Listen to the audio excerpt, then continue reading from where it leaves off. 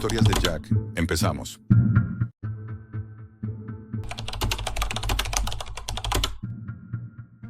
Si alguna vez has oído un zumbido que no sabes de dónde viene, reza para que no venga de debajo de tus pies. Nunca pensé que acabaría trabajando en algo así. Siempre fui el típico friki de los ordenadores, el que desmonta fuentes de alimentación por curiosidad, el que se pasa noches enteras en foros oscuros hablando de procesadores y malware. Pero cuando te metes lo bastante profundo en la red, cuando cruzas el umbral de la Deep Web y ves lo fácil que es mover dinero sin dejar rastro, la moral deja de ser un obstáculo. Lo único que importa es cuánto puedes ganar antes de que te pillen o de que alguien te elimine del mapa. Formo parte de una red que en teoría se hace llamar Red Crimson, pero entre nosotros preferimos el apodo que le puso un tipo borracho en un chat, Red Criminal. Nos dedicamos a montar granjas de minado de criptomonedas ilegales, lugares ocultos, montones de equipos robados o clonados, electricidad pinchada directamente de los postes, software modificado y todo lo que el gobierno no ve. Montamos los rigs en sótanos, en viejos talleres, incluso en almacenes abandonados. Es un negocio tan rentable como peligroso, y mientras las máquinas trabajan, nosotros cobramos. No hay víctimas, no hay sangre, solo calor, ruido y un flujo constante de dinero digital. Pero como todo lo que parece limpio en la Deep Web, tarde o temprano se pudre. La primera granja en la que trabajé estaba en un pueblo perdido de la sierra, a más de 1 hora del núcleo urbano más cercano. Una casa de piedra medio derruida, sin vecinos, sin cobertura, con las ventanas tapiadas. Desde fuera parecía un vertedero. Por dentro, sin embargo, era otra cosa. Un sótano enorme, con paredes de cemento desnudo, repleto de racks metálicos, tarjetas gráficas colgando como órganos, ventiladores zumbando y un olor permanente a ozono y plástico recalentado. A eso olía el dinero, a calor y a electricidad robada. El sonido era constante, una especie de rugido agudo que no paraba nunca. Un zumbido grave, profundo, que se metía en los huesos. Al principio era molesto, pero después de un rato te acostumbrabas, hasta que ya no sabías si seguías oyéndolo o si era tu propio cerebro el que seguía vibrando. Ese ruido lo dominaba todo. Yo era el técnico principal. Tenía que mantener el sistema estable, ajustar los voltajes, vigilar la temperatura, asegurarme de que las máquinas minaran sin parar. El jefe, al que todos llamábamos Doc, era un tipo mayor, con un pasado turbio en ingeniería eléctrica y una calma que daba miedo. Siempre hablaba en voz baja, con esa serenidad de quien sabe exactamente lo que hace, y nadie se atrevía a contradecirle. Tenía una mirada fría, de las que pesan, de las que hacen que prefieras callarte. Mi primera semana fue tranquila. Entraba, revisaba los rigs, limpiaba el polvo, revisaba los cables del generador y me marchaba.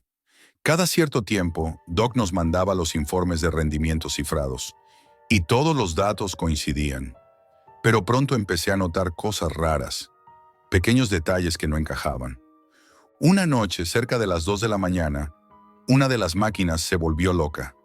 La GPU número 7 empezó a dar temperaturas imposibles, 103, 114, 120 grados. Fui directo al cuadro eléctrico para cortarla, pero el sistema no respondía. La pantalla se quedó en negro y el zumbido cambió. Lo juro, pasó de ser ruido mecánico a algo casi rítmico, como si estuviera respirando. Era una vibración que parecía salir del suelo, del cemento. Intenté reiniciar el generador, pero las llaves del cuadro estaban selladas con una cadena que no estaba antes. Me quedé allí, bajo la luz roja de los LEDs, sudando, sin cobertura y con esa sensación de que había alguien detrás de mí. Llamé a Doc por la radio, pero solo escuché silencio, ni siquiera interferencias. Cuando por fin logré cortar la corriente desde el disyuntor principal, el ruido paró, pero la vibración siguió un par de segundos más, como un eco. A la mañana siguiente todo estaba en orden, las gráficas limpias, la temperatura normal y ninguna evidencia de fallo. Doc me dijo que habría sido una descarga fantasma del sistema, un error puntual de los sensores. Pero no, yo sabía lo que había oído. Esa noche las máquinas respiraron. A partir de entonces, cada visita era peor. El aire parecía más espeso, el ruido más grave. A veces, al abrir la puerta del sótano, sentía un golpe de calor tan denso que me costaba respirar. Incluso me sangró la nariz un par de veces por el cambio de temperatura. Y, sin embargo, el consumo eléctrico se mantenía perfecto. Era imposible. Las máquinas trabajaban de forma tan estable que parecía que se ajustaran solas. Un día, Doc me mandó a revisar una nueva línea de ventiladores. Bajé con un compañero, Nico, un tipo joven que se encargaba del software. Él era de los que bromeaban todo el tiempo, pero esa tarde estaba raro, callado. Me confesó que llevaba días soñando con el zumbido, que lo oía incluso en casa, en el silencio. Reímos un poco, pero al irnos me di cuenta de que no era una broma. Tenía las manos temblando. 3 días después, Nico desapareció. Doc dijo que se había fugado con dinero del grupo, pero su coche seguía aparcado frente a su piso, las luces encendidas y el portátil funcionando, minando como siempre. Nadie preguntó. En Red Criminal, preguntar es peligroso. El siguiente fue Rafa, el técnico de Red. Empezó a comportarse extraño, paranoico. Me decía que el zumbido contenía un mensaje, que si escuchabas con atención, podías distinguir un patrón entre las frecuencias. Yo pensé que el calor lo había vuelto loco, pero una noche me pidió que me quitara los auriculares y escuchara. Lo hice. Y sí, había algo, una repetición mínima, un ritmo, una especie de cadencia que se repetía cada pocos segundos. No eran ventiladores, ni electricidad, ni interferencias. Era como si algo intentara comunicarse dentro del ruido. 2 días después, Rafa también desapareció, sin rastro. Doc no mencionó nada. Cuando le pregunté directamente, solo dijo una frase que me dejó helado. Ellos no desaparecieron. Simplemente dejaron de consumir energía. Nunca olvidaré cómo lo dijo, tan tranquilo, sin apartar la vista de su monitor. A partir de ese momento empecé a tener miedo. No miedo de la policía, ni de los federales, ni de que alguien nos rastreara. Miedo de lo que había allí abajo. Miedo del sonido, porque cada vez que salía de la casa, incluso en mitad del campo, podía seguir oyéndolo. Un zumbido tenue, grave, vibrando bajo la tierra, como si el suelo mismo respirara. Intenté ignorarlo, pero no se iba. Me acompañaba a todas partes. En una ocasión, cortamos el suministro general por unas horas, y aún así, con todo apagado, seguía escuchándolo. Doc dijo que serían los transformadores del pueblo, pero no había ninguno cerca. Era imposible. Una tarde volví al sótano y me di cuenta de que el suelo estaba caliente. No mucho, pero se notaba al tocarlo, como si algo corriera por debajo del cemento. Las luces parpadeaban al ritmo del zumbido. Me arrodillé, puse la mano en el suelo y sentí una vibración leve, constante. No le conté nada a Doc, solo lo observaba. Él cada día parecía más distante, más obsesionado. Pasaba horas mirando los monitores, anotando cifras, sonriendo para sí mismo. No dormía. A veces hablaba solo. Decía frases que no entendía. Cosas sobre frecuencias subterráneas y redes que no necesitan servidores. Una noche, cuando me fui, lo vi salir al exterior con una linterna. Caminó hasta el poste donde teníamos pinchada la electricidad. Se quedó quieto varios minutos, mirando el suelo. Luego se agachó, tocó la tierra y murmuró algo. No sé qué dijo, pero el zumbido en ese instante cambió de tono. Esa fue la primera vez que sentí auténtico pánico. Me metí en el coche, cerré las puertas y esperé hasta que dejó de escucharse. Desde entonces, cada vez que bajo al sótano siento que no estoy solo. No por personas, sino por algo más. Algo que no puedo ver, pero que sé que está ahí. No hay cámaras, no hay sensores, y aún así las máquinas parecen observarte. Si caminas entre los racks y te detienes, el ruido parece hacerse más fuerte, como si respondiera a tu presencia. He intentado dejarlo, dejar el trabajo, irme, Pero Doc no me lo permite. Dice que sin mí el sistema se desequilibrará, que soy parte del circuito. Y cuando lo dice, no suena como una metáfora. Ahora mismo escribo esto desde mi coche, a unos metros de la granja. Estoy esperando a que amanezca para entrar otra vez. El zumbido no para. Lo escucho incluso con el motor encendido, y no sé qué me da más miedo, si lo que hay en ese sótano, o la idea de que tal vez el sonido ya no provenga de las máquinas. ¿Por qué lo siento aquí, bajo el suelo? Más profundo, más cerca, y fue entonces cuando entendí que el sonido no provenía de las máquinas, sino del suelo. No dormí en toda la noche. El sonido seguía ahí, constante, como si el aire lo transportara. No era imaginación.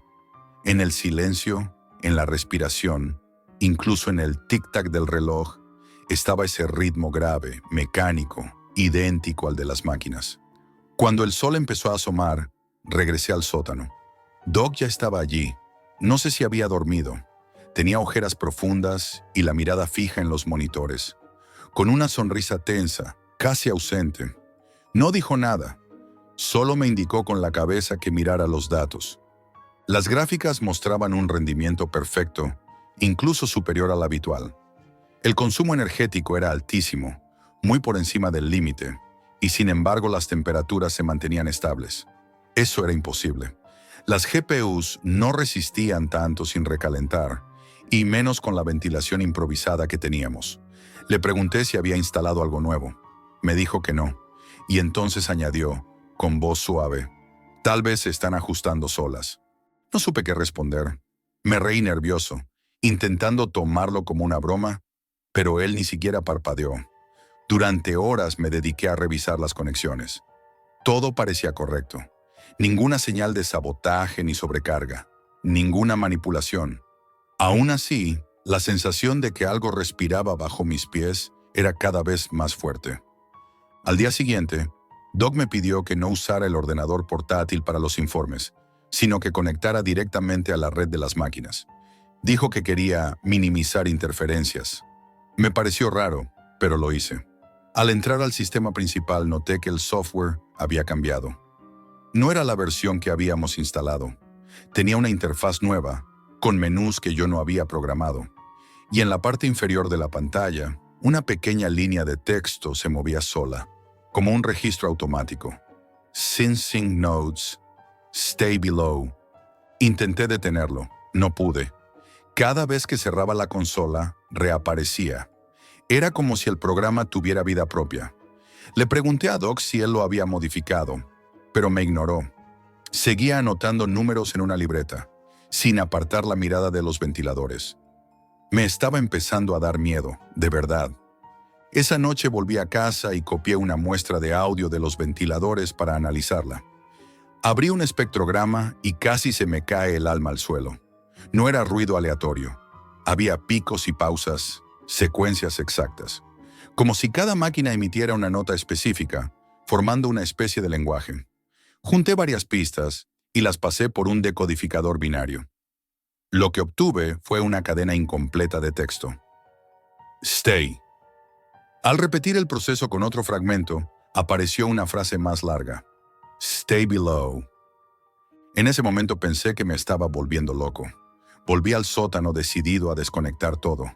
Pero los relés estaban bloqueados por software, y el sistema me pedía una clave de autenticación que no existía en ninguna base de datos. Cuando abrí la consola de red, vi que las IPs que aparecían no pertenecían a nuestros servidores, ni siquiera a direcciones válidas. Eran como espejismos digitales. 127.0.0.0/0, direcciones internas imposibles, sin salida. Las máquinas no estaban conectadas a Internet, pero se estaban comunicando entre ellas. Encendí la radio y llamé a Doc. Tardó varios segundos en responder. Su voz sonaba diferente, más lenta, más grave. Jack, no apagues nada. Ya estamos dentro. Me quedé helado. Le pregunté qué quería decir. Solo repitió, ellas necesitan seguir minando. Y colgó. A partir de entonces, el zumbido cambió. Ya no era uniforme. Había pulsos, intervalos, como si el ruido tuviera estructura.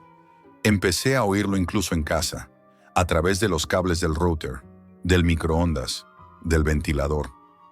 Todo vibraba igual. Intenté aislarlo, pero no había forma. Incluso con los aparatos apagados, el silencio ya no era silencio. Recibí un mensaje cifrado desde una dirección anónima. No tenía remitente. Solo decía, mira los contadores de la red eléctrica. Así que lo hice.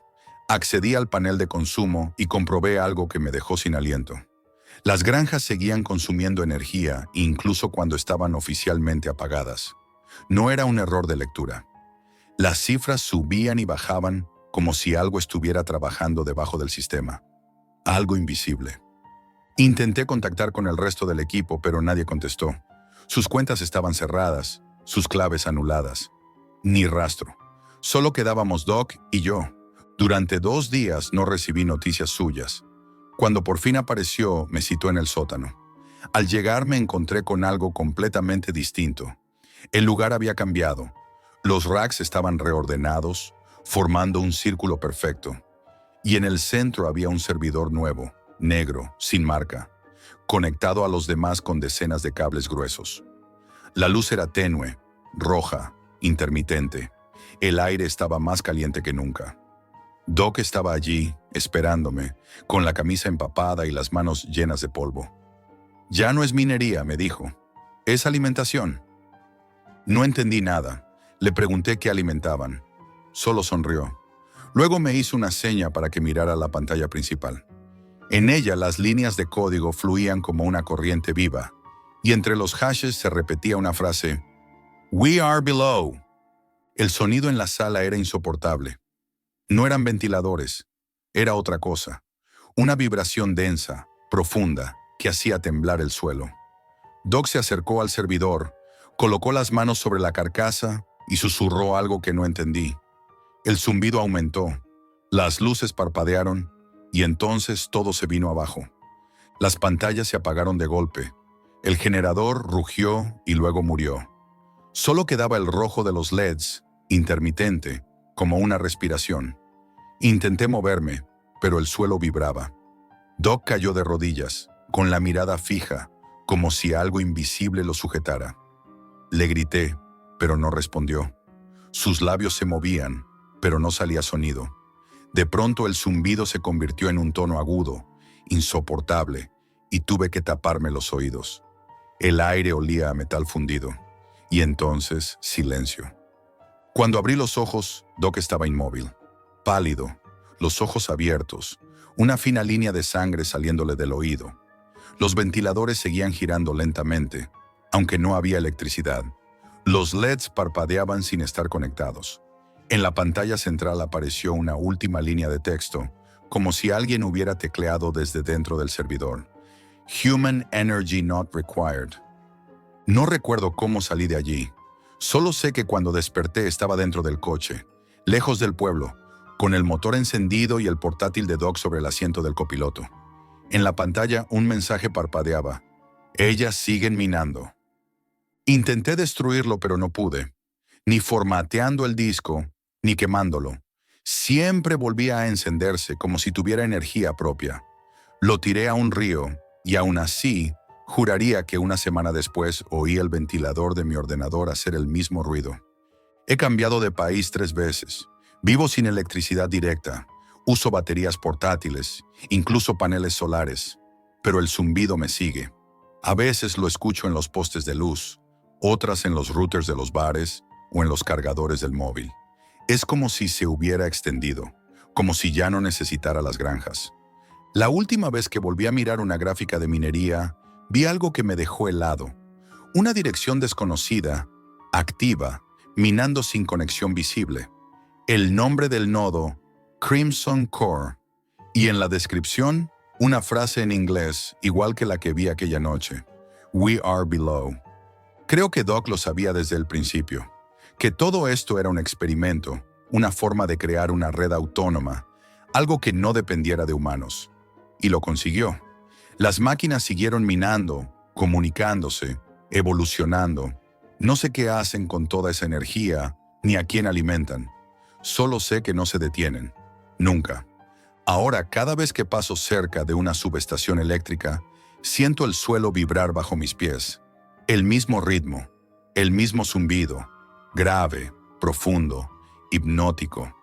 Dicen que la minería ya no es rentable, que las criptomonedas están en declive. Mentira. La red sigue viva, bajo tierra, bajo el ruido, alimentándose de todo lo que pueda conducir electricidad. Yo solo fui un técnico, una chispa, un engranaje de algo que ya no necesita manos humanas. Y cada noche, antes de dormir, cuando el silencio parece absoluto, escucho el ventilador del portátil.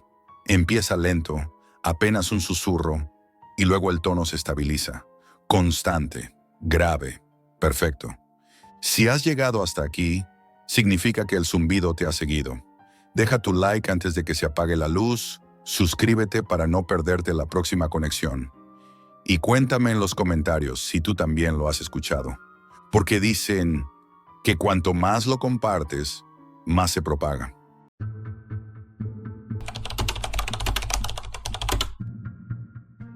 Nunca pensé que lo que comemos pudiera esconder tanto horror. Lo que voy a contar no es ficción. Todo empezó hace 6 meses, en Nueva Delhi, una ciudad que se mueve como un río caótico de sonidos, olores y luces. La vida aquí nunca se detiene, pero yo buscaba algo que fuera más profundo, más oscuro que la rutina de la ciudad, historias que nadie quisiera contar, cosas que desgarran la normalidad hasta dejarla irreconocible. Una tarde, solo en un café, mientras revisaba foros y páginas de la Deep Web, encontré un enlace extraño. No tenía publicidad, ni imágenes de stock, ni letreros llamativos. Solo un nombre: El Banquete. Lo curioso era que nadie hablaba de él abiertamente. Había referencias crípticas en hilos protegidos, mensajes que desaparecían si intentabas profundizar, advertencias implícitas que, más que asustar, intrigaban. Al principio pensé que era una broma de mal gusto, un juego macabro para usuarios valientes o imprudentes. Sin embargo, algo me llamó. La página parecía profesional, organizada, y la manera en la que describía sus platos era escalofriantemente cuidadosa.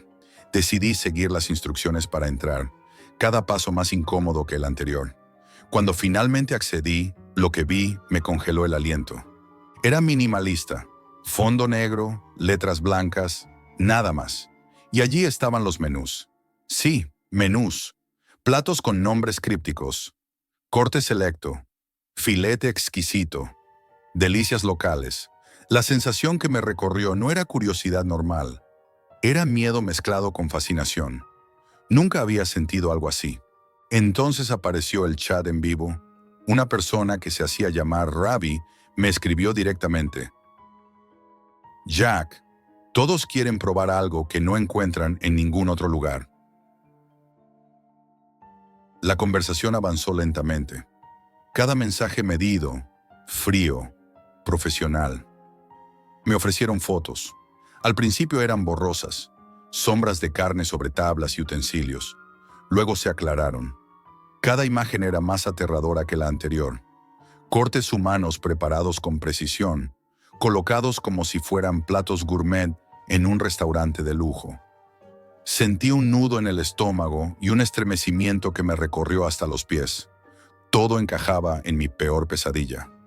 No era un juego, ni ficción, ni rumores. Era real. Intenté cerrar el portátil, pero no pude apartar la mirada. Cada comentario de los compradores era normal, banal incluso. Hablaban de textura, sabor, presentación. No había horror en sus palabras, solo admiración. Y eso me horrorizaba aún más. Decidí investigar. Contacté con Ravi directamente. Su voz, cuando hablamos por mensaje de voz cifrado, era calmada, casi didáctica. Me explicó que no secuestraban a nadie. Cada menú provenía de alguien que había consentido, que quería desaparecer o que vendía su propia carne por dinero. Todo estaba planeado con precisión, con contratos, pagos encriptados y logística detallada. Es un mercado, dijo Ravi, y nosotros solo cocinamos experiencias. Aquellas palabras se grabaron en mi mente, y entonces me ofreció visitar un lugar, solo para ver, dijo. La curiosidad me venció, a pesar del miedo que me atenazaba. Llegué a un edificio antiguo, discreto, donde un sótano húmedo esperaba bajo una escalera de hierro oxidado. El olor al entrar era extraño. Metálico, dulce, pesado. Había mesas elegantes, cubiertos de plata, copas de cristal. La luz cálida iluminaba cada detalle, creando una atmósfera que mezclaba normalidad y horror absoluto. No había gritos, no había violencia explícita. Solo personas sentadas, comiendo en silencio, hablando en susurros como si estuvieran en un restaurante de lujo. Cada plato era presentado con delicadeza. Todo parecía cotidiano, y eso era lo peor. El horror no estaba en la sangre ni en los gritos, sino en la rutina perfecta del acto imposible.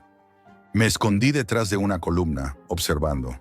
Algunos comensales examinaban cada corte, comentando textura, sabor, cómo combinarlo con ciertos condimentos. Otros simplemente degustaban en silencio, sumidos en la experiencia. Todo era profesional, elegante, meticulosamente calculado. Cada sonido, cada gesto, cada pequeño movimiento transmitía un horror que no necesitaba explicaciones. Era real y absoluto, y la normalidad con la que se desarrollaba me dejó paralizado. Esa noche, de vuelta en mi habitación, las manos me temblaban mientras revisaba las notas y las fotografías que había conseguido. Cada imagen era una confirmación de lo que había visto. Un mercado clandestino donde la carne humana se vendía y se consumía como si fuera un lujo gastronómico.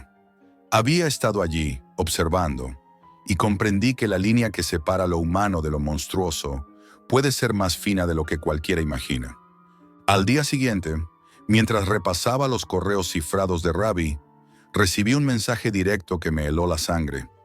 Si quieres ver lo máximo, debes venir solo, sin cámara, sin testigos. No supe qué responder.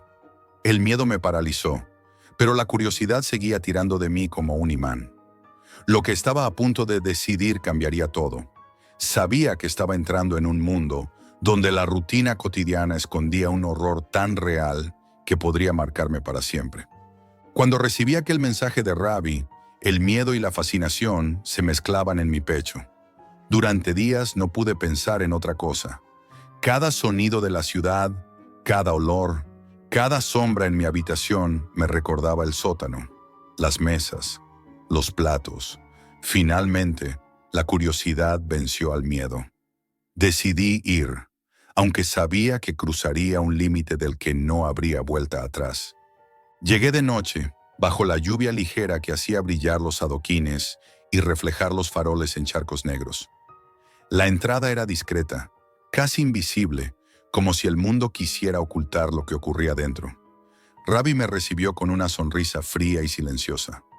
No hubo palabras de bienvenida, solo un gesto hacia la escalera que descendía al sótano. Mis pasos resonaban en el metal viejo mientras bajaba, cada eco amplificando el nudo de miedo que tenía en el estómago. El olor me golpeó antes de que mis ojos pudieran adaptarse.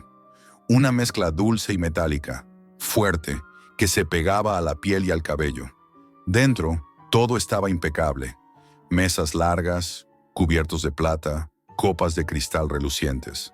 La luz cálida iluminaba cada detalle y suavizaba el ambiente, como si intentara normalizar lo imposible. Y allí estaba la gente, personas elegantemente vestidas, sentadas, degustando platos que a simple vista parecían comunes. Pero sabía lo que eran, y ese conocimiento hizo que cada movimiento y cada sonido se convirtieran en un tormento. Ravi me guió por detrás de las mesas, mostrando utensilios especializados, cámaras discretas, refrigeradores de precisión. Todo estaba calculado, meticuloso, profesional. No había desorden, ni sangre a la vista, ni violencia. Todo el horror estaba oculto bajo capas de normalidad. Cada plato, cada gesto de los comensales era un recordatorio de la perfección industrial del acto que presenciaba. Me ofrecieron un menú exclusivo, uno que solo los clientes más antiguos podían probar. La preparación era un ritual silencioso. Cada corte se mostraba antes de ser servido, etiquetado con un cuidado extremo. Los comensales observaban, comentaban con precisión, como si estuvieran en un taller de arte en lugar de un lugar de canibalismo. La delicadeza de los movimientos, la meticulosidad de los utensilios, convertía la escena en un espectáculo perturbador y fascinante. Mientras observaba, Ravi me contó historias. Algunos clientes venían de países lejanos, reservando menús meses antes. Algunos elegían combinaciones exóticas, otros buscaban probar cortes específicos. Todo estaba documentado: pagos encriptados, contratos de confidencialidad, comprobantes de identidad. Incluso había un código de conducta implícito.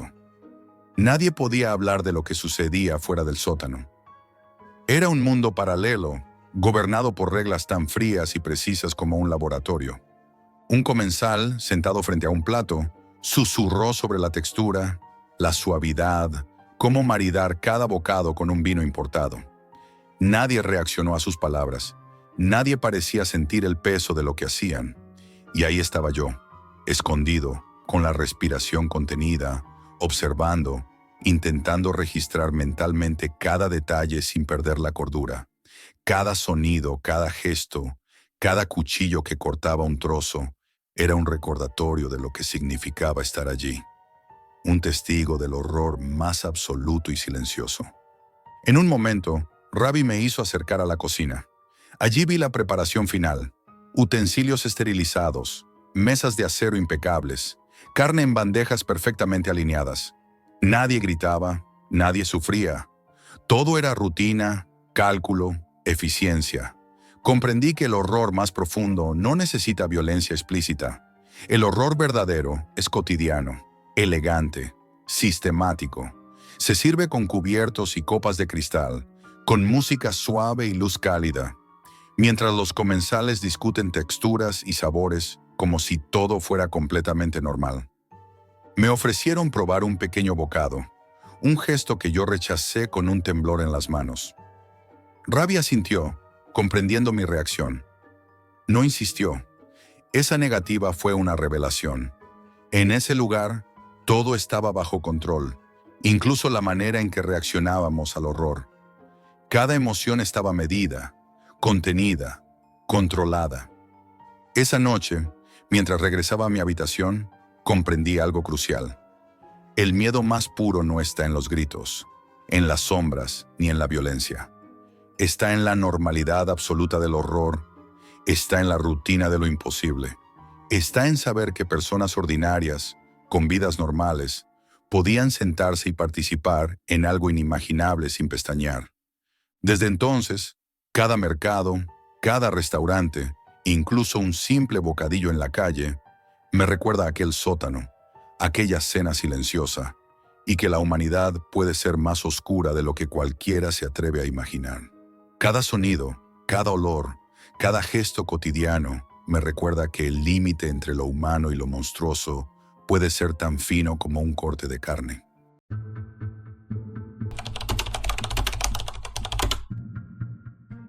No soy un tipo común. Tengo dinero, conexiones y un gusto extremo por lo prohibido. Así que cuando una subasta en la Deep Web prometía objetos que capturan lo invisible, supe que tenía que estar allí. Entre los ítems extraños, una cámara antigua se destacaba, negra, metálica, con un aura que parecía absorber la luz. El nombre de quien la subastaba era desconocido, y la descripción, escalofriante. Fotografía aquello que acecha donde tú no puedes mirar. No era un juego. La puja comenzó silenciosa, solo con los clics de un par de coleccionistas de lo macabro. Subí mi oferta sin dudar. Quería tenerla. Quería mirar lo que otros temían.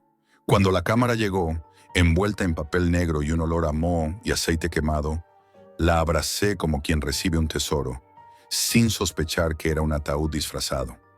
La primera noche, solo en mi ático, apunté la cámara hacia la ventana. El visor estaba borroso, como si el aire mismo se retorciera. Tomé la foto y lo vi. No había nadie en la calle, y aún así, entre la luz del farol, un rostro demacrado, con ojos vacíos, me miraba. Sentí un frío que subía por mi columna y una náusea que me revolvía el estómago. Por instinto, borré la foto, pero la cámara ya había empezado a marcarme. Al día siguiente, me desperté con una sensación extraña, como si alguien hubiera pasado la noche dentro de mi habitación. El aire estaba pesado, húmedo, y el aroma de metal oxidado flotaba en cada rincón. Me dije que era paranoia, pero cuando revisé las fotos tomadas accidentalmente mientras dormía, en una de ellas había algo que no recordaba haber fotografiado. Un par de manos huesudas, con uñas largas y torcidas, apareciendo detrás de mi mesita de noche, casi tocando la lámpara. Cada noche, al encender la cámara, descubrí algo distinto. Una figura detrás de la puerta del baño, otra agazapada en la esquina de mi salón, sombras que se movían con independencia de la luz. Al principio eran difusas, casi imaginarias. Después empezaron a caminar, torcidas, dobladas en ángulos imposibles, como si obedecieran leyes que no existían. En una de las fotos vi algo que me heló la sangre. Un hombre colgando boca abajo del techo del comedor, la piel rasgada y los ojos arrancados, mirándome directamente a mí, como si supiera que lo había fotografiado. Intenté ignorarlo, intenté racionalizarlo. Tal vez eran trucos de la luz, reflejos de mi propia paranoia, pero luego empezaron a aparecer los sonidos. Pequeños crujidos detrás de las paredes, garras raspando la madera, susurros que se convertían en palabras. Escuché claramente mi nombre en un susurro seco y rasposo mientras caminaba por la cocina de madrugada. La cámara estaba sobre la mesa, pero nadie había entrado. O eso creía. Una tarde, mientras limpiaba el ático, encontré un pequeño cuaderno escondido entre los tablones del suelo, cubierto de polvo y manchas oscuras. Contenía dibujos grotescos de figuras imposibles, humanoides con extremidades dobladas hacia atrás, bocas abiertas demasiado grandes y ojos que parecían devorar la página. Al final del cuaderno había una sola frase: no lo mires a los ojos. Nunca dejes que te fotografíe primero. Sentí un escalofrío recorrerme la espalda. La cámara estaba justo frente a mí, como si lo hubiera sabido. Intenté deshacerme de ella. La tiré por la ventana, la enterré en el jardín, la escondí bajo el suelo del ático. Nada funcionó. Siempre aparecía frente a mí, lista para disparar otra maldita foto. Empecé a notar marcas en mi piel, pequeños arañazos, líneas finas que dolían solo cuando la cámara estaba cerca. Y la peor parte era el sonido. Un clic metálico, siempre puntual, cada vez que no la veía directamente. Era como si la cámara respirara, acechara, midiera mis movimientos. Una noche, mientras revisaba el visor, descubrí algo que me hizo perder el aliento. Una figura parada detrás de mí, reflejada en el cristal de la ventana, aunque mi espalda estaba hacia él. Era humanoide, pero su cuerpo estaba retorcido, la piel gris y húmeda, con la mandíbula abierta en un grito silencioso. Me giré de golpe. No había nada. Cuando miré la foto, la figura estaba más cerca. Sus ojos vacíos me miraban a través del papel fotográfico. Dormir se volvió imposible. Cada noche sentía que algo se movía bajo mi cama, detrás de las cortinas, dentro de mi propia sombra. Escuchaba garras raspando las paredes, susurros que se convertían en gritos desgarradores, y el clic metálico de la cámara apuntándome, aunque yo no la hubiese tocado. Cada vez que intentaba ignorarla, encontraba nuevas fotos en la memoria, fotos que yo nunca había tomado, imágenes de rincones de mi casa que no existían, con figuras que parecían mirar directamente a mi alma. Una noche decidí encender la cámara mientras dormía y grabar en vídeo. Cuando revisé la grabación, mi corazón se detuvo. La cámara había filmado todo el ático mientras yo dormía, pero no se veía nada, salvo una sombra que se movía, arrastrándose por el suelo, extendiendo sus dedos demasiado largos, demasiado afilados. Y lo más aterrador, la sombra sonreía.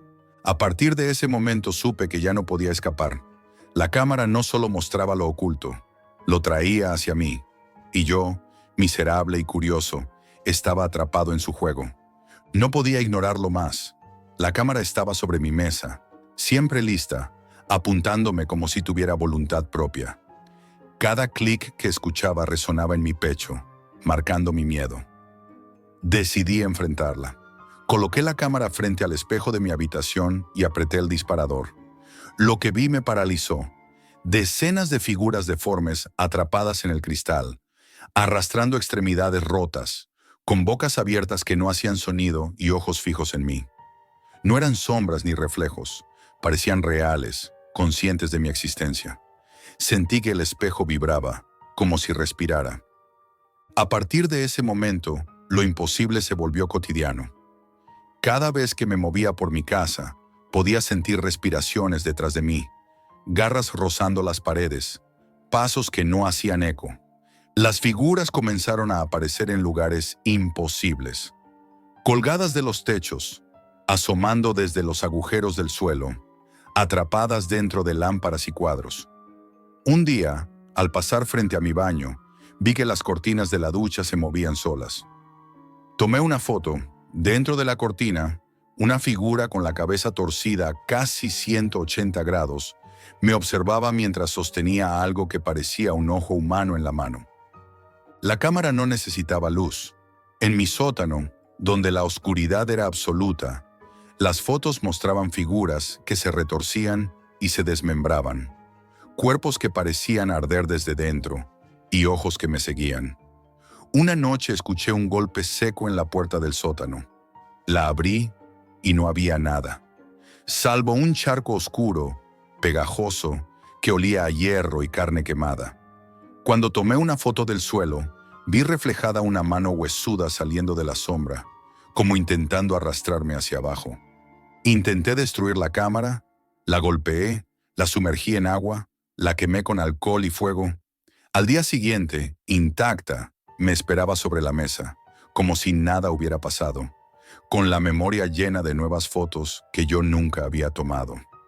Mi propia casa transformada en un escenario de pesadilla, cuerpos mutilados, cabezas colgando de los techos, y entre ellos, mis propios ojos dibujados en las paredes con sangre seca. El terror se volvió físico. Empecé a notar marcas profundas en mi piel, cortes y quemaduras que aparecían sin explicación, y cada vez que la cámara estaba cerca, sentía dolor intenso y un frío que me penetraba los huesos. Una noche desperté con mi ropa empapada en sangre. Miré alrededor.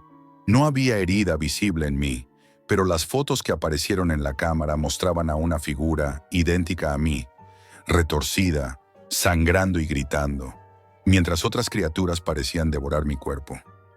Las entidades empezaron a interactuar conmigo. Encontré notas escritas con tinta negra que no recordaba haber escrito. Ya no puedes escapar. Eres nuestra. Una de las fotos mostraba la puerta de mi dormitorio abierta y una figura inclinándose sobre la cama, con dedos largos y curvos que casi tocaban mi rostro. Esa noche no dormí. Escuché susurros desde el techo, el suelo y las paredes. Tocaban mis hombros, mi cuello, mi espalda, y la cámara capturaba cada contacto, cada temblor. Una madrugada, desesperado, decidí grabar en vídeo mientras caminaba por la casa. Lo que vi al revisar la grabación me dejó paralizado. Los muebles se movían solos, las luces se apagaban y encendían, y detrás de mí, una figura arrastraba un cuerpo humano desconocido que parecía gritar, aunque no había sonido. Luego, me giré hacia la cámara y me vi a mí mismo en la pantalla, pero con la cara desgarrada y los ojos vacíos, sonriéndome con algo que no era humano. Empecé a notar que mi casa cambiaba, las habitaciones se alargaban, los pasillos se torcían en ángulos imposibles. Lo que antes era mi salón, ahora parecía un túnel de madera húmeda, con sombras que se arrastraban por las paredes. La cámara tomaba fotos sola, registrando cada transformación, cada horror, cada grito mudo que surgía en mi mente. Intenté gritar ayuda, pero nadie escuchaba. El teléfono no funcionaba. Las ventanas parecían selladas por una oscuridad pegajosa que ninguna luz penetraba. La cámara, mientras tanto, seguía apuntándome, registrando cada instante, como si mi vida ya no me perteneciera. En mi última foto, tomada por pura desesperación, vi algo imposible. Mi reflejo en el espejo ya no era humano. La piel se deshacía, la boca abierta en un grito eterno, y detrás de mí, cientos de figuras deformes emergían de las sombras, extendiendo sus brazos huesudos hacia mí. La cámara estaba ahí, y sentí, con absoluta certeza, que cada clic que hacía era un martillazo sellando mi destino. Ahora escribo esto mientras la cámara descansa frente a mí, con el objetivo apuntando, lista para disparar. Siento su presencia en cada rincón de la habitación, en cada respiración, en cada sombra. Sé que pronto aparecerán de nuevo, más cerca, más reales, más hambrientos. Esta historia, si alguien la encuentra, será la única prueba de que lo que habita en la Deep Web no es ficción.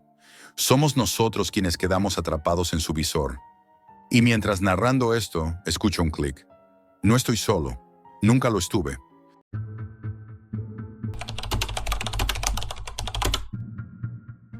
No pensé que una pantalla pudiera arrancarte la cordura de un tirón, hasta que vi cómo le pasaba a mi prima. Todo comenzó con un mensaje que me heló la sangre. Tienes que verlo, no me preguntes nada. Era Laura y en su texto había un miedo que no entendía. La llamé pero no respondió. Solo había un enlace. Uno de esos enlaces que solo funcionan en la Deep Web y que prometen cosas que no deberían existir. Al principio dudé. ¿Qué podría ser? Videos raros, bromas de mal gusto, algún reto absurdo. Nunca imaginé que me encontraría con algo que alteraría mi percepción de la realidad. Abrí el enlace y la pantalla parecía absorberme. No era solo un vídeo, era un stream en directo que respiraba, que parecía jugar con mi mente. Los colores se movían de forma hipnótica, líquidos y cambiantes, y en medio de ese caos visual estaba Laura. Pero no era ella. Sus ojos estaban vacíos, fijos en la pantalla, sin parpadear. Su cuerpo se movía lentamente, obedeciendo órdenes que yo no podía comprender. Al principio pensé que era un efecto especial, algún truco de edición, pero no. Cada gesto suyo estaba dirigido por alguien más. El hombre detrás del stream apareció entonces, su rostro cubierto, su presencia intimidante, controlando cada uno de los movimientos de Laura. No necesitaba tocarla, solo mirarla, y ella reaccionaba. El chat estaba lleno, pero no era un chat normal.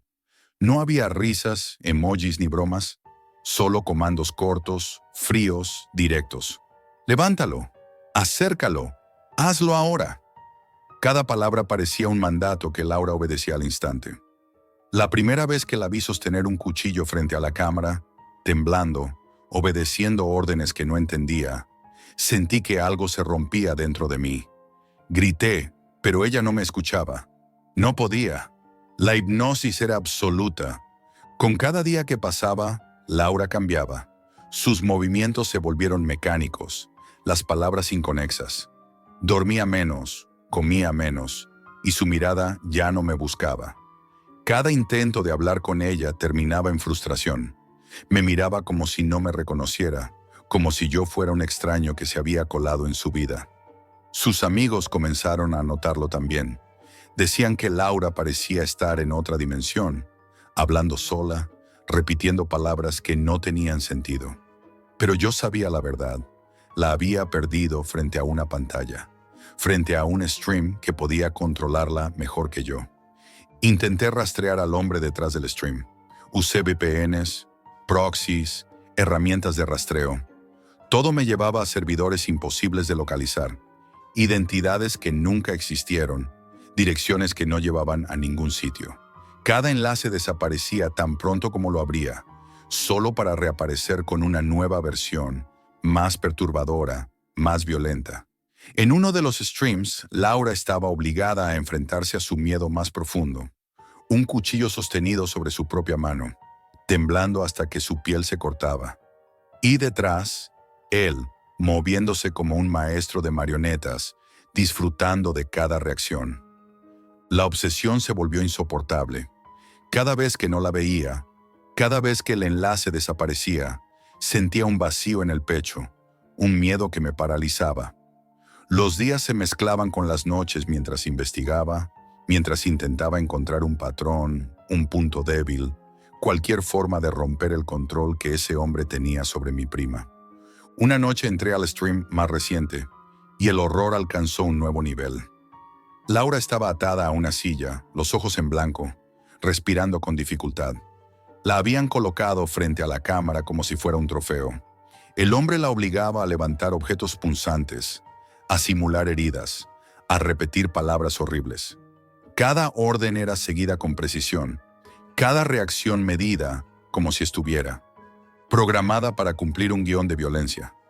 Grité, lloré, golpeé la mesa, pero la pantalla no me devolvía respuesta. Solo podía observar cómo la destruían lentamente. Mientras la veía, noté algo aún más escalofriante. No estaba sola. Otros nombres aparecían en el chat. Personas desaparecidas, convertidas en marionetas para el entretenimiento de desconocidos. Cada enlace era un ciclo de manipulación, miedo y violencia. La violencia no era casual, era un método, un experimento de control absoluto. Y yo estaba atrapado viendo cómo la persona que más quería era destrozada sin poder hacer nada. Esa noche recibí un mensaje directo de Laura en mi teléfono. Jack, no te acerques. Su letra era temblorosa, extraña, casi inhumana. Un aviso que no podía ignorar y al mismo tiempo una advertencia de que el terror apenas comenzaba. La primera parte de la pesadilla había terminado, pero algo me decía que lo peor aún estaba por llegar. No podía ignorar el mensaje de Laura, pero tampoco podía dejarla sola. La sensación de impotencia me quemaba por dentro y sabía que cada segundo que pasaba, él consolidaba su control sobre ella. Decidí rastrear el enlace más reciente hasta un sótano remoto. Era una dirección que apenas logré trazar, entre redes encriptadas y proxies imposibles de seguir. Llamé a la policía, pero la historia parecía imposible de creer, y los servidores eran inalcanzables. Así que fui solo, armado con lo que pude llevar: un cuchillo viejo, un teléfono con cámara y la determinación de no perderla. El sótano estaba oscuro, húmedo, lleno de cables, pantallas y cámaras que parecían observar cada rincón. La luz parpadeante de los monitores proyectaba sombras inquietantes sobre las paredes. Y allí estaba él, el hombre detrás de los streams, su rostro cubierto por una máscara negra, pero la intención en su postura era clara: control absoluto. Laura estaba allí también, atada a una silla, con los ojos vacíos. Su respiración era irregular, cada inhalación temblorosa. Intenté acercarme, pero el hombre reaccionó con rapidez inhumana. Empujó uno de los monitores, haciendo que un cable me golpeara la cara. La tensión era insoportable. Cada segundo podía ser el último. Intenté liberar a Laura, cortando las cuerdas con el cuchillo, mientras él avanzaba hacia mí. La violencia era física ahora, no solo psicológica. Empujones, golpes y un instante en el que pensé que todo había terminado. Pero Laura, algo cambió. Una chispa de conciencia pareció surgir en su interior. Por un segundo dudó, y eso me dio el espacio suficiente para arrastrarla hacia la salida. Corrimos por pasillos estrechos, cables colgando, mientras él nos seguía. Cada esquina parecía un laberinto, y cada sombra un posible final. Durante la huida, Laura empezó a murmurar palabras incoherentes, combinaciones de órdenes que había repetido en los streams. Sus manos temblaban y yo tenía que sostenerla, guiarla, mientras sentía que la locura que él había implantado en su mente podía romperla en cualquier momento. Salimos a la calle, pero no había tiempo para respirar. Alguien nos observaba desde un coche estacionado. Cada farola iluminaba fragmentos del entorno que parecían acecharnos. Sentí que no solo él, sino toda la red de la que formaba parte, podía rastrearnos, vernos, anticipar cada movimiento. La Deep Web no era solo Internet, era un ecosistema de control, y nosotros éramos presas que apenas lograban escapar.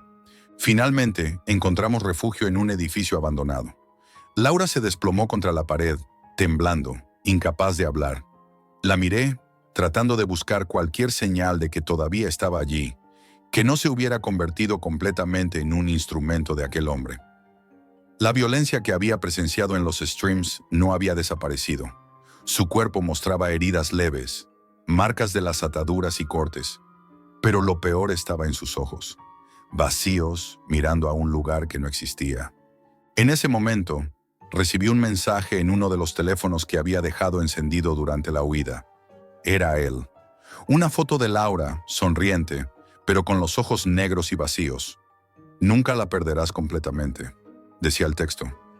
Fue como una daga en mi pecho. Sabía que la batalla no había terminado. La manipulación seguía activa, más allá de cualquier control físico.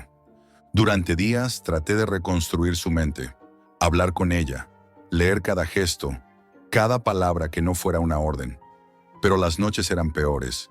Cada crujido en la oscuridad, cada parpadeo de luces, me recordaba que alguien nos observaba, que en cualquier momento el horror podría volver. Laura empezaba a recordar fragmentos, imágenes de los streams, escenas de violencia, voces que la obligaban a obedecer. Su mente estaba fracturada y yo estaba allí, impotente, intentando juntar las piezas. Un día, mientras revisábamos el teléfono para borrar cualquier rastro de los streams, apareció un nuevo mensaje, un enlace abierto, en vivo, mostrando otra víctima. El patrón era claro. Él seguía ahí, activo, perfeccionando su control. Y la red que había construido se expandía sin que nadie pudiera detenerlo. La sensación de desesperanza nos envolvió. Sabíamos que escapar físicamente no significaba escapar de su influencia. Ahora Laura está conmigo, pero nunca vuelve a ser la misma. Su mirada a veces se pierde en la distancia, como si viera pantallas invisibles. Susurros sueltos, fragmentos de órdenes, todavía emergen de su boca. Los streams siguen ahí, en algún lugar, con nuevas víctimas, nuevos espectadores silenciosos. Y yo aprendí algo que no quiero olvidar. El verdadero horror no viene de fantasmas ni monstruos. Viene de personas que saben manipular la mente, que saben romper la voluntad de alguien sin tocarlo. Y lo peor es que la pantalla te hace creer que estás a salvo mientras destruye todo lo que amas. Cada vez que cierro los ojos, escucho un murmullo de aquel hombre, de Laura, mezclados, recordándome que lo que empezó como un enlace, como un simple video, se convirtió en algo que nunca se detendrá. Nunca se detuvo para ella, y probablemente nunca se detendrá para nadie más.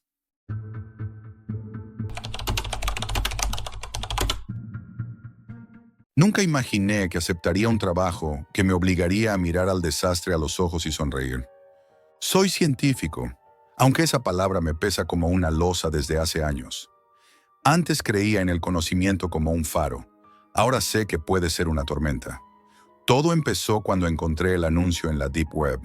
Prometía investigación sin límites y un sueldo que ni en mis sueños más ambiciosos hubiera imaginado. Y yo, desesperado, caí.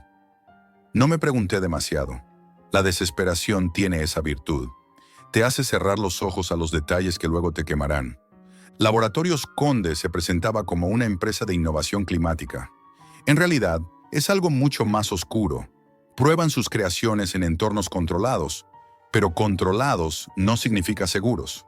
Hablaban de tornados capaces de destruir una ciudad, huracanes encapsulados en una burbuja de cristal, lluvias ácidas que corroían el metal y la piel por igual. Y necesitaban científicos. Yo, sin oportunidades, les ofrecí mi experiencia.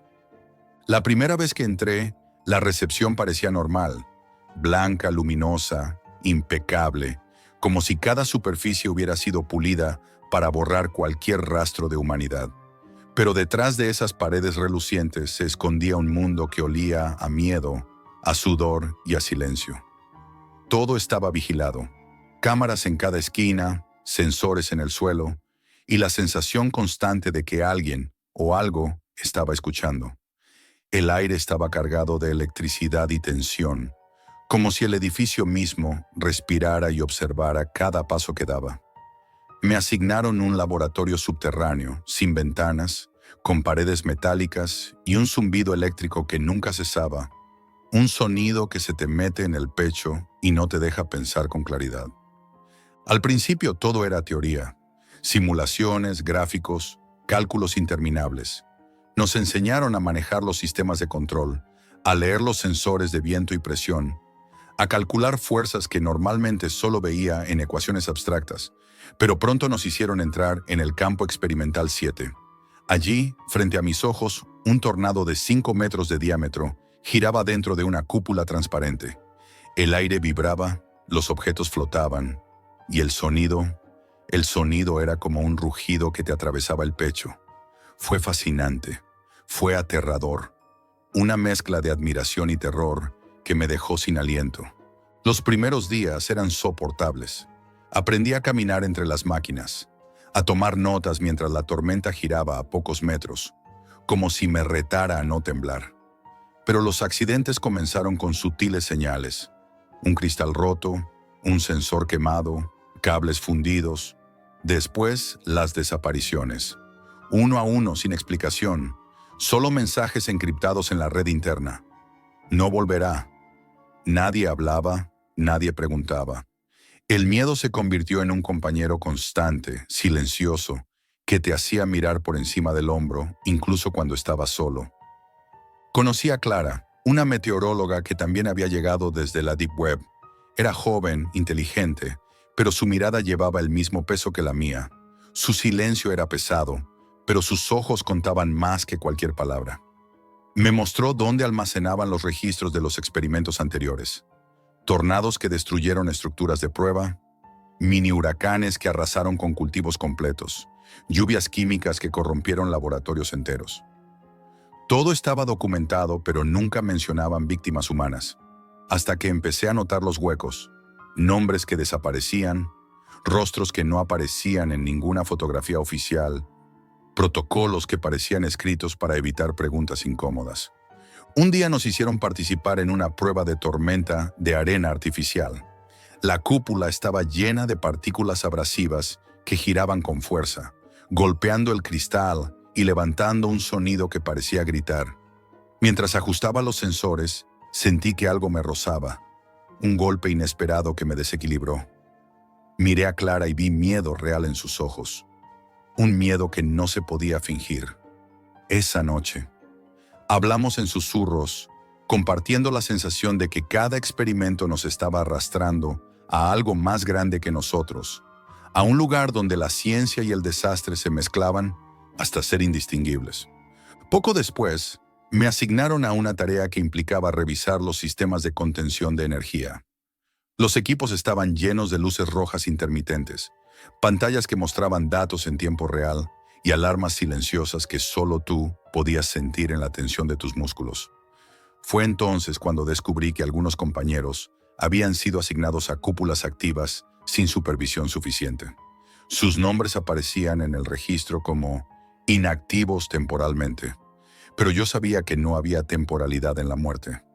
Cada día que pasaba, me daba cuenta de que los laboratorios no solo creaban desastres naturales, creaban una forma de horror que se infiltraba en la mente, que corroía la confianza, que transformaba a los científicos en sombras de sí mismos. Y mientras más aprendía, más entendía que no había salvación, que estábamos atrapados en un juego que nunca habíamos pedido, un juego donde cada error podía ser mortal y cada mirada podía ser la última que cruzaras con alguien que aún era humano. Esa primera parte de mi historia terminó con una sensación que no se olvida. Caminando solo por los pasillos metálicos, escuchando el zumbido eléctrico que resonaba en mi pecho, comprendí que había entrado en algo que me cambiaría para siempre. Cada sombra, cada crujido del laboratorio, cada mensaje encriptado en la red interna era un recordatorio. No se trataba solo de desastres naturales, se trataba de nosotros, de nuestra vulnerabilidad, de nuestra disposición a mirar el abismo y no apartar la vista. El día que me asignaron a las pruebas más peligrosas, comprendí que nada volvería a ser igual. Los tornados y huracanes controlados ya no eran simples demostraciones de poder, eran trampas que podían matarte si te confiabas un segundo. Esa mañana, la instalación estaba más silenciosa que nunca. El zumbido eléctrico del laboratorio parecía vibrar con intención propia, un murmullo constante que hacía que mis músculos temblaran sin que pudiera detenerlo. Clara seguía con nosotros, aunque parecía más distante, más ausente que nunca. Los ojos que antes brillaban con curiosidad, ahora estaban apagados, vigilantes.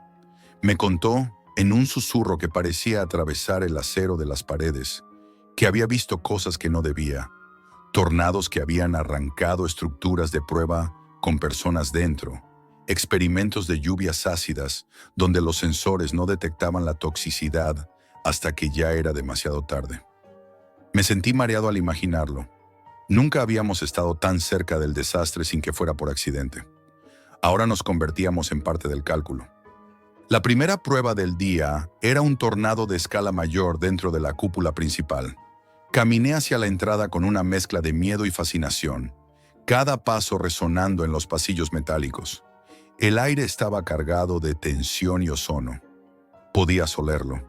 Cuando me acerqué a la cúpula, vi a otros científicos a mi alrededor, todos con la misma expresión.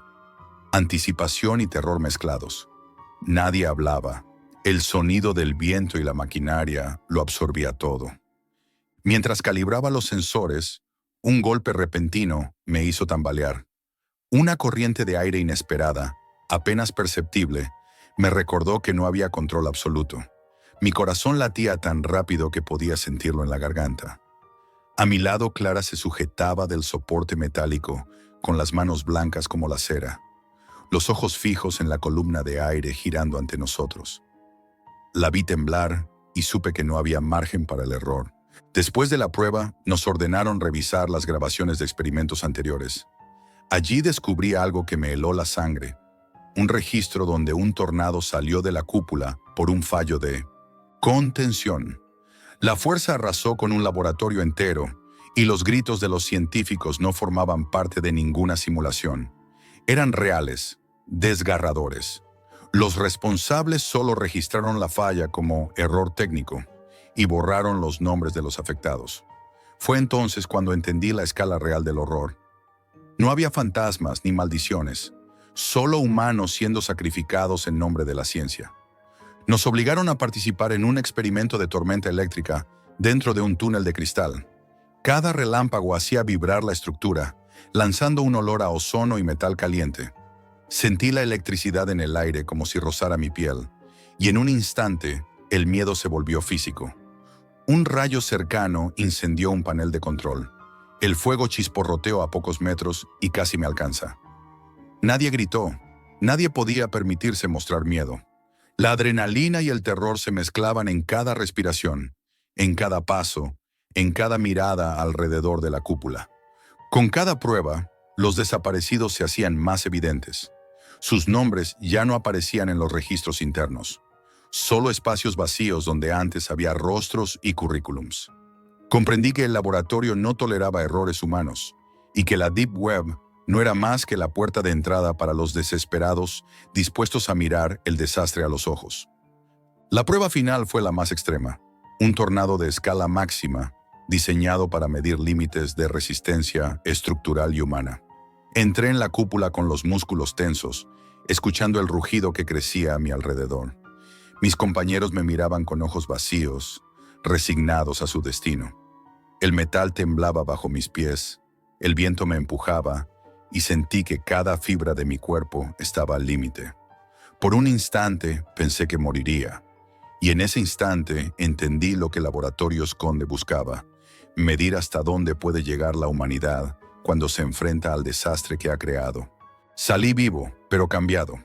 No eran solo las heridas físicas, sino la certeza de que la ambición humana podía convertirnos en monstruos o en víctimas. Cada noche, cuando cierro los ojos, escucho el zumbido de la cúpula y el rugido del tornado. Aunque intento convencerme de que es solo memoria, sé que me persigue. Porque el desastre que creamos no se queda en los laboratorios. Nos sigue, nos observa. Y yo no puedo escapar. Ahora sé que Laboratorios Conde sigue reclutando, sigue escondido en la red, buscando a otros desesperados que crean que el conocimiento vale cualquier precio.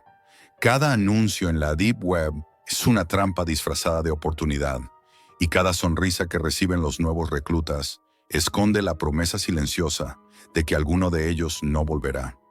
Y yo, atrapado entre recuerdos y pesadillas, sé que mirar al desastre a los ojos es algo de lo que no se vuelve intacto. Esto es todo por hoy, amigos, y recuerden, la realidad siempre supera a la ficción.